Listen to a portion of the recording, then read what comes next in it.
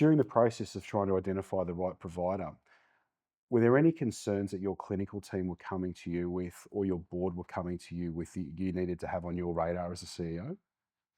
Mainly just the hesitancy around adopting a new technology that would increase our risk of failure. I was recently doing some study work, and they were explaining that in healthcare, one of our biggest barriers to change is the low threshold for any failure, knowing that failure can mean a person dies.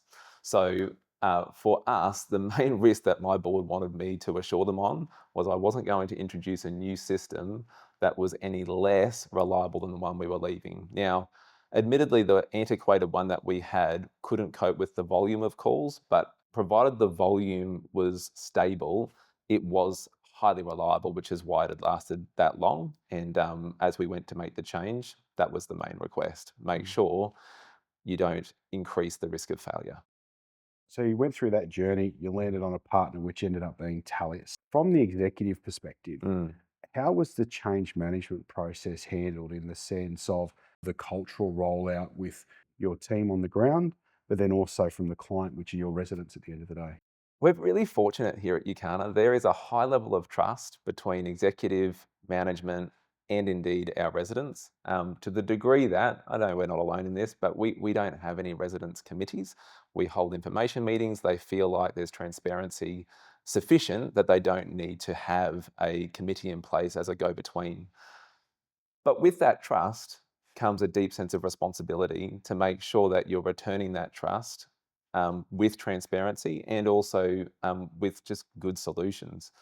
So from our own management team, really their main concerns were around usability. Is it going to be intuitive? And I believe we were able to do demonstrations, case studies that were able to show no harder than using your iPhone. That's one of the main tools that is put into the hands of one of our clinicians to use. So that was very helpful.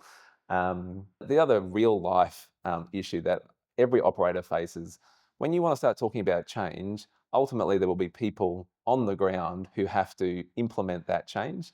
And are you going to resource them appropriately? Are you going to give them the appropriate authority to get the job done? And I feel for our team, those questions were answered early, and and in reality, they got to see the benefits quickly. So once the implementation was in place, their ability to be able to find residents more quickly and not spend time hunting around the building to do that quickly reinforced that this was the right direction to take.